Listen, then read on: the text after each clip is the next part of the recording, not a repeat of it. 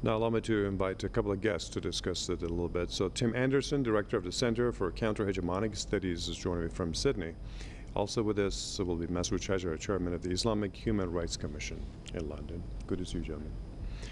Now, Tim, we have, let's concentrate on what's happening in Yemen. And you know what the situation is like in Yemen, the largest, humanitarian crisis as defined by the UN. Still, we have the UN. I was going to ask you to see if the UN should be doing exactly what it's supposed to do, because the truce is supposedly there, but the blockade is still there. The West is selling arms to Riyadh, but as our report said, fuel shipments and other stuff needed by the people in that impoverished country, they cannot reach the people. Yes, one of the things that's worse about this blockade on Yemen is that it's in fact rooted in UN Security Council resolutions. The UN Security Council, with no exceptions, 7 years ago, decided to blockade what they call the Houthi rebels, which is actually the Ansarallah-led government in Sana'a for the last 7 years, and to pretend that an exiled figure and his group in Riyadh, in exile for 7 years, is the actual government of Yemen. So there's the problem. So far as I know, there's only 2 states that recognize the revolutionary government in Sana'a, and that's Iran and Syria. But at the level of the UN Security Council, there is now support in international law for the blockading of what is effectively the government of Yemen, and that means the group that controls the life of most of the citizens in Yemen. So the UN Security Council itself is actively participating in this blockade of the Yemeni people and its terrible genocidal consequences. Masood, how do you look at the story? How do you assess the UN's function and what it is doing in Yemen? UN is completely incompetent to be able to stop the killing, and I have to say killing, not dying. The reality is that this blockade, these sanctions, is killing more people than actual war, and is continuing to do so. And although Mr. Anderson is absolutely right that this has got a mandate, UN has got a mandate for this, but UN hasn't got a mandate to stop humanitarian aid and indeed even fuel going through. They're supposed to sort of inspect the shipment and make sure that arms are not going through and allow everything else in. But they're failing to do that. They're failing to do that because the whole structure of UN is always based on consensus. And the consensus internationally now is that we need to leave the Yemenis to starve to death.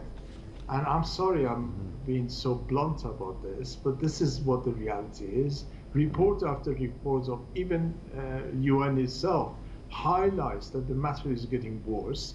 90% of the food has to be imported into Yemen, and this wasn't allowed to happen. And now we've got the sort of food security on top of everything else, which means, in other parts of the world, there is going to be a starvation, let alone in Yemen. And the only thing going through is sort of drip and drops of funds that, like IHRC ourselves, are raising to feed the Yemeni. These are drops in the ocean, but there are drops that are actually saving life. And it really is, I'm sorry, I'm very angry because this is not a sort of act of God. This is actually created by Saudis and their allies and supported by the United States and the Western sort of governments who stand for justice and fair play.